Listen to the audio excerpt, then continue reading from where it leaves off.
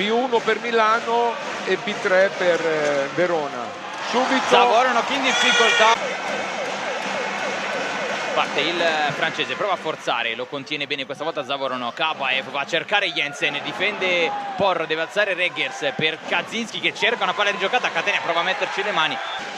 Dall'altra parte c'è Konstantin Abaev, il russo, cerca un servizio piazzato. Catania la mette in mano a Porro che sceglie Reggers che arriva in corsa e si trova il murone. 11-13, Milano prova a rimanere a contatto col servizio di Luati. Nastro ci arriva a cortesia, Abaev può sceglierlo, lo ha letto benissimo, però questa volta Schnitzer. doppio cambio che ha fatto perché Barotto gli ha portato a casa questo.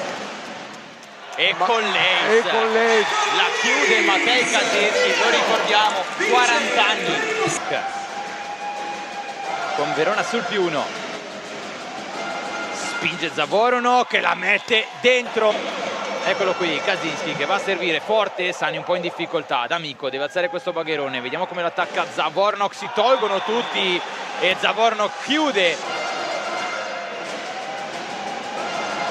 Parte Zavoronok molto forte, la palla torna nel campo di Verona che la può rigiocare. Spirito sceglie ancora Keita, Numuri Keita. Dall'altra parte c'è Cortesia, anche lui sta servendo molto bene dai 9 metri, lo fa qui su Catania. Porro al centro del campo, va a cercare Reggers con questa palla, difesa molto bene da Sani. Spirito va da Zavoronok, cerca una rigiocata e la trova. Spirito può scegliere, si rifugia da Keita, tocco del muro, palla fuori, punto Verona. Schnitzer ora per i Meneghini. Parte il numero 12, prova a picchiare forte D'Amico. Palla bassa per Spirito che riesce a trovare Keita che fa una delle sue magie, l'ennesima di giornata. Ancora 2 punti di distacco fra le due squadre.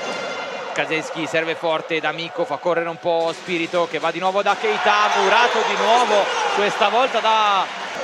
Basta un niente per prendere il largo e poi per portarlo a casa, gestirlo e portarlo a casa. D'Amico riceve per Spirito che cerca Keita, questa volta difeso, ci arriva Zonta, vuole attaccarla Kaczynski, murato da Sani che lo aspettava.